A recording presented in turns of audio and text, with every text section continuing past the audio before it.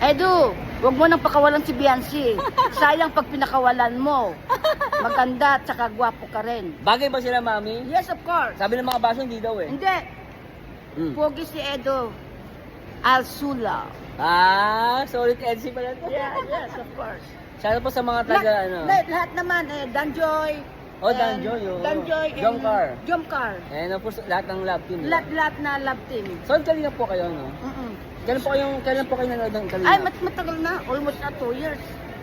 Ate, ang tagal Yeah. na. Oo. O, basta, hindi ako makakatulong pag hindi ko pinanood. Yeah, of course. Mag-comment kayo sa akin, ha? Ano pa sa YouTube? Yung account nyo? Wala, hindi ko pa. Ah, sige. Basta mag-comment kayo. Hindi, magko-comment ako sa, pag minano ko yung Marsano 2.0. Sige po, sige. Yan. Mami, pupunta ko sa Facebook tsaka sa YouTube ko.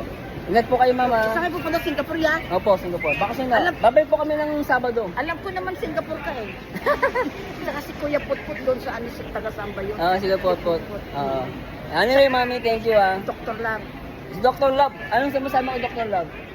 Ay, Dr. Love, wag kang tawa ng tawa. Tawa ng tawa si Dr. Love.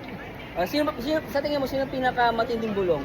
Maraming bulong sa kanila eh. Si Redsen. Si Redze. Yeah, si Redze.